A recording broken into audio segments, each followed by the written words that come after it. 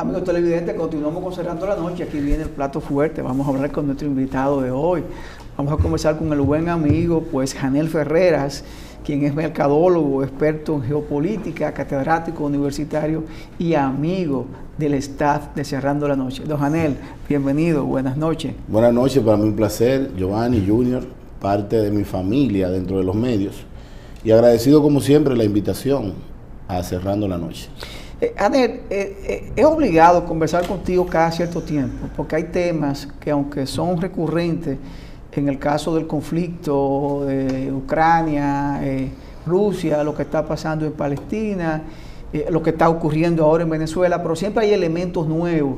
Y me gustaría ver si tú nos puedes ayudar, y a la opinión pública, qué está pasando en Venezuela, cómo Estados Unidos coloca portaaviones en la costa, en este caso en la costa venezolana, aparentemente, supuestamente para vigilancia de narcotráfico, y no sé si hay algo soterrado, algo por debajo. Siempre uno se pregunta, porque no hay acción sin reacción y no hay una acción que se haga simplemente por hacer.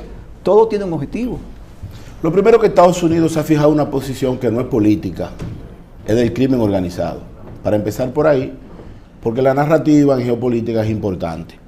El presidente Donald Trump ha asumido esas posiciones del Ministerio Público, se podría decir, de Estados Unidos, que acusa a Nicolás Maduro, a Diosdado Cabello y a Padrino López como responsable del Cártel de los Soles. Cártel de los Soles tiene el nombre porque a partir del 1990 se lo coloca ese nombre a los jefes militares que en el uniforme venezolano tienen chavetas con un sol. De ahí viene el nombre Cártel de los Soles. Es un cártel irregular porque no es un cártel de narcotráfico común y corriente.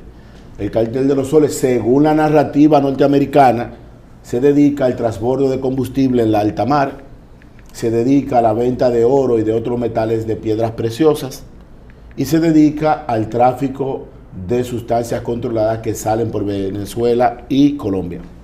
Según la información que tiene la inteligencia y la fuente, el 20% de toda la producción colombiana sale por Venezuela.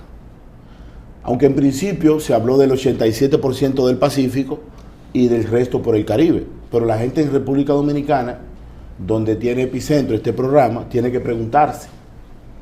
Todas las drogas que a cada rato agarran a la República Dominicana no sale por el Pacífico, sale por el Caribe. Y aquí se agarra bastante droga.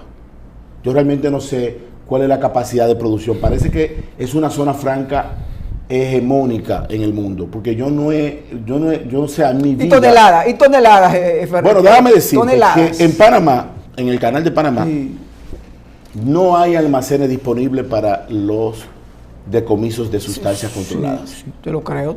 No, hay un dominicano que trabaja en rayos X. Pero 10 toneladas... No hay dónde colocarla. Entonces, partiendo de allí, Estados Unidos y Venezuela tienen un conflicto no político, aunque en el trasfondo la gente entiende de que la reunión que tuvo Vladimir Putin y Donald Trump en Alaska no solamente se habló de Ucrania, se pudo haber hablado de dos situaciones en conjunto que tienen que ver con los intereses de los imperios. Janel está de acuerdo con la ocupación de un territorio libre, jamás. Nadie que tenga un cc de mente democrática va a apoyarlo. Ahora, no se está hablando de democracia, se está hablando de una acusación más profunda, y todo indica que hay un pacto que todavía el pueblo o los ciudadanos del mundo libre no conocemos. Estados Unidos ha enviado la flota más poderosa en toda la historia del Caribe. En toda la historia del Caribe, ni siquiera el desembarco de Panamá tuvo un crucero llamado Lake Erie, un submarino a propulsión nuclear llamado Newport News, 3 destructores y 3 naves anfibias. En la línea de poder norteamericano, la nave anfibia es la de segundo mayor poder después de los portaaviones, porque estas llevan desembarco de lanchas, llevan helicópteros y aviones tipo Harrier. Pero además, estas embarcaciones tienen una dinámica especial. Tienen un sistema llamado Aegis, que a más de 1000 kilómetros, escuchen bien, le da una tapa de refresco. Oh, Dios mío. Para que vea la gente que juega bolita en el campo de Junior, allá en Neiva y en la zona de Barahona, lo difícil que es darle con una canica a otra a menos de 1 metro. Imagínate usted despegar un misil y que a más de 1000 kilómetros, escuchen bien, le dé a una tapa de refresco. En Puerto Rico se han desplegado los MQ-9, que son los drones más importantes de Estados Unidos. Y ya despegó un MQ-4, que es un dron de reconocimiento. Las embarcaciones no están en las costas de Venezuela. Eso no es verdad. Están en la alta mar y en la zona periférica de los países aliados, sobre todo en Curazao. Partiendo de que la División Marítima, producto de la CONVEMAR del 1982 en Montego Bay, establece que los estados ribereños, como es el caso de Venezuela, hay estados sin litoral y estados ribereños. Los estados ribereños son los que tienen acceso al mar. Venezuela tiene una línea base, las aguas interiores a partir de allí. Luego tiene 12 millas del mar territorial, donde tiene plena soberanía y donde las embarcaciones internacionales solamente pueden transitar con los llamados pasos amigables. De hecho, si un submarino de otro estado pasa por ese mar territorial, tiene que pasar a flote, porque cuando el submarino está debajo del agua ya no es amigable. Luego vienen 12 millas más, que es la zona contigua, son 44 kilómetros, y luego viene la zona económico exclusiva hasta 200 millas cuando el mar se lo permita. Usted recuerda aquí como un conflicto de la República Dominicana con uno de los estados anómalos llamado Curazao, que la soberanía del estado de Curazao pertenece al reino de los Países Bajos. Ese acuerdo se hizo marcando la equidistancia.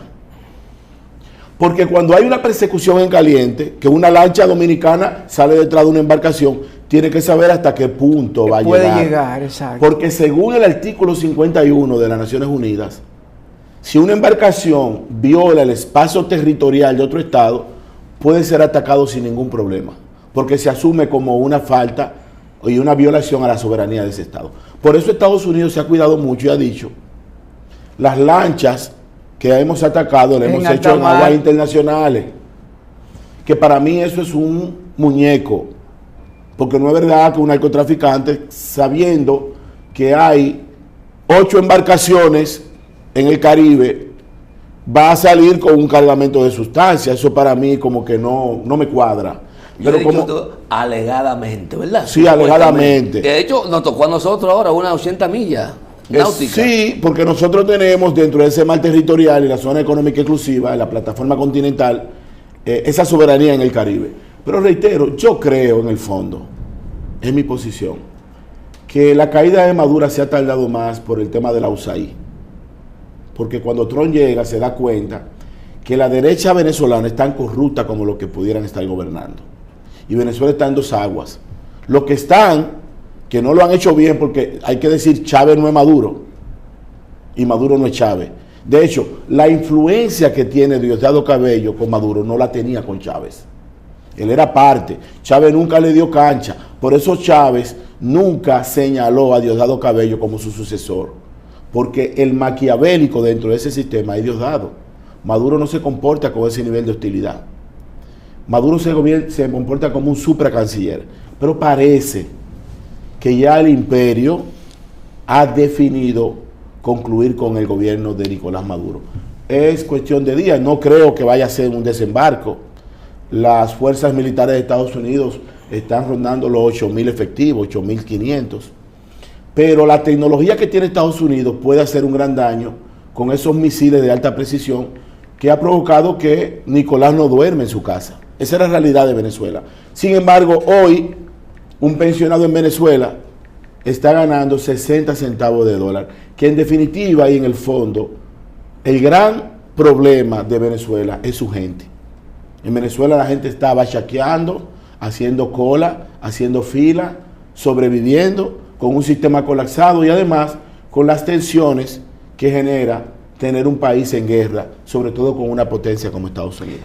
Janer, vamos a irnos a la ONU. El presidente de la República va a hablar mañana en esta 80ª asamblea, donde pues el tema principal es Gaza y el conflicto Ucrania-Rusia, pero me imagino que el presidente tendrá que hablar del tema obligado, que es lo que está pasando en Haití, que es la situación de Haití, y que lamentablemente ahora las tropas tendrán que retirarse por un asunto de que perdió el apoyo del país principal que tenía el gran contingente militar. La 80ª Asamblea de Naciones Unidas, celebrada en la ciudad de Nueva York, tiene como eje principal en los últimos 10 años el cambio climático. En esta asamblea las otras sanciones van a efectuarse a partir del reconocimiento del Estado de Palestina por grandes naciones que en el pasado eran aliadas de Israel, o que siguen siendo aliados de Israel. Pero la realidad es que nosotros no nos conviene seguir asumiendo el tema Haití, porque eso nos hace corresponsable y nos hace ver como el gobierno haitiano. Los haitianos tienen sus problemas y el problema de nosotros es Haití. Pero nosotros no tenemos que estar llevando agendas paralelas con el pueblo haitiano. Haití, para mí, es todo un guión cuyo propósito principal es el levantamiento de fronteras. Hoy la República Dominicana está haitianizada. Aquí no hay una sola calle que te permita hacer una auditoría, no importa en el municipio que tú vayas. Cuando tú sales a la calle, usted cuenta 120 segundos y va a haber un haitiano. Y a partir de allí, cuenta 120 segundos más y verá otro haitiano. ¿Cuál es el problema con los haitianos? Entonces, el presidente no va a abordar el tema. Lo más probable es que no lo aborde. No, lo puede abordar. Yo estoy diciendo mi recomendación. Yo pienso que nosotros tenemos que marcar distancia de Haití y ayudar a los haitianos a que sigan creciendo allá, a que fomenten el turismo allá, a que fomenten la agricultura allá, porque lo único que salva a la República Dominicana y Haití es que nos separemos y que entendamos que somos culturas diferentes, etnias diferentes. Nosotros no tenemos problema de esclavitud. Eso no es verdad que los haitianos abolieron la esclavitud de este lado. Es una construcción. Los españoles, a diferencia de los franceses, crearon virreinatos. Y por eso a partir del 1513, aquí se le permitió a los españoles casarse con los negros libertos y con los aborígenes. Y los bautizaron en el nombre del Padre, del Hijo y del Espíritu Santo. Por eso tenemos en el día de mañana, que este programa es en vivo, el tema de la Virgen de la Merced viene con los españoles de Barcelona. Y nosotros cuando originamos la República, la asumimos como la patrona. Nuestra cultura es diferente a la haitiana. La haitiana hace un pacto llamado el Pacto de Bois Caimán. Y nosotros hacemos un pacto llamado el Pacto de los Trinitarios. Entonces, yo no veo por qué razón, y aquí se está manipulando mucho a la pobreza haitiana. Los grandes millonarios haitianos están aquí invirtiendo en todas las áreas importantes, y eso es un error, porque en cualquier momento la generación haitiana y dominicana se van a enfrentar, no solamente en las aulas y por las camas, sino por la violencia que generan dos culturas totalmente distintas. Bueno, Janel, con tu permiso, vamos a ir a una pequeña pausa para unos compromisos comerciales y seguimos con esta interesante conversación con Janel Ferreras, mercadólogo y experto en geopolítica. Volvemos en breve. Continuamos encerrando la noche, esta interesante conversación con Janel Ferreras. Janel, Giovanni te mencionó la sesión de la ONU a propósito de su 80 aniversario. Hablaste brevemente de Israel, pero yo me gustaría que profundicemos un poco más sobre lo que yo he dicho, aunque no hay típicamente una guerra entre Gaza e Israel, no se puede hablar de guerra, no. Hay un conflicto. Yo he dicho que Israel ha estado ganando la batalla, pero está perdiendo la guerra, al punto de que muchos aliados incondicionales, a propósito de lo que está ocurriendo en Gaza, le han ido sacando del cuerpo. ¿Cómo tú estás y cuál es la perspectiva? Yo soy de lo que me inscribo, para hablar claro, y yo trato de que mis palabras del presente no se conviertan en prisiones del futuro. O sea, yo mantengo la coherencia. En Gaza hay un genocidio. 19,000 niños han muerto. Eso no es una guerra, porque el niño todavía no tiene conciencia de creencias religiosas sobre las 3 religiones abrahámicas. Ese pueblo de Israel que sale de Egipto cautivo y que dura 40 años para llegar a la tierra prometida, es precisamente en las tierras que están en conflicto. El canal del estrecho de Bab el-Mandeb, el canal de Suez. Toda esa zona precisamente es la zona por donde pasaron los descendientes del padre Abraham, de David, de Jacob, de Salomón. Entonces, ¿hasta qué punto ese Israel de la Biblia es el Israel de Benjamín Netanyahu? Yo pienso que Benjamín se ha desconectado del pueblo de Israel. Y a pesar de que él esté asumiendo esa actitud, diría yo, abusiva ante un pueblo inofensivo, porque Hamas y Fatah son dos partidos políticos. Para la narrativa es posible que Hamas sea un grupo terrorista por sus acciones y nosotros no apoyamos eso. Pero no es verdad que la incursión del 7 de octubre en ese estadio, en ese aeropuerto abandonado, es para la respuesta que estamos viendo. Señores, 70,000, 60,000 muertos y de ellos 19,000 niños. Y cohetes caen en hospitales, cohetes caen en escuelas, en centros de refugio. En Palestina no hay vida. Entonces, cuando tú ves que Portugal, España, Francia, el Reino de Inglaterra fijan posiciones reconociendo el Estado palestino, es porque el mundo se está dando cuenta que lo que hay en Gaza es un genocidio. La ONU, en su 80ª asamblea, ha fracasado por su creación. La ONU se crea para evitar las guerras y hoy nosotros tenemos 25 guerras activas. Tenemos un tema entre Pakistán y la India por Cachemira. Tenemos una revuelta ciudadana en Nepal por el abuso de su gobierno. Tenemos una guerra en el Caribe entre Venezuela y Estados Unidos, aunque sean tensiones bélicas. Tenemos un conflicto fronterizo entre República Dominicana y Haití, que ellos no han mirado para Haití. No le ha dado la gana de mirar para Haití. Entonces, las Naciones Unidas y la mayoría de los organismos internacionales que se crearon para ser árbitros en el mundo y evitar la desigualdad. ¿Cuál es el lema de Naciones Unidas de esta asamblea? Y la asamblea pasada sigue siendo disminuir la desigualdad entre los hombres. Y hoy los hombres siguen siendo más distantes que nunca. Que hay un grupo de personas que comen langostas y otros no pueden comer sardinas. Hay un grupo de personas que duermen todos los años de vacaciones en los Alpes y otros no pueden salir a una esquina de su casa. Porque le cierran el colmadón, además. Porque se lo cierran. Entonces, esa desigualdad va a provocar la violencia ciudadana. Lo que vimos en Nepal, lo que vimos ahora en Perú, que fue una revuelta ciudadana, los muertos en México, el levantamiento de los cárteles. ¿O tú piensas que todo el que se dedica a ese mundo maldito del tráfico de sustancias controladas lo hace porque nació pensando en eso? Lo hace porque ve en esa acción una salida a la pobreza. Y a pesar de que los que dirigen la mayor cantidad de países latinoamericanos hablan de la pobreza solamente para nutrirse, lo primero que hace alguien cuando llega es que le hieden los pobres. No se comportan. Por eso yo he dicho en una tesis que bajo muy raras excepciones, aquel hombre o mujer que se supera en una función pública, lo primero que hace es que se transforma para mal. Averigüen ustedes, sus amigos que han llegado a ser diputados. Es más, aquí hasta un regidor de un distrito municipal deben haber. Deja de ir al sitio donde iba, deja de vestirse como se vestía y deja de hablar como hablaba, porque el poder tiene un componente demoníaco y esa Asamblea de las Naciones Unidas es un centro de desigualdad mundial. Hoy el mundo no tiene árbitros. Por un lado el G7, por otro lado los BRIC. Y ahora los BRIC ampliados, que representan la mitad de la humanidad y el 43% del PIB. Y aumentando. Pero ¿por qué crecen los BRIC y no crece el G7? Porque en la visión del G7, Estados Unidos, Canadá, Inglaterra, Reino Unido, Francia, Italia y Japón, está concentrada la teoría de que yo dirijo los mercados. Es un tema de mercado internacional.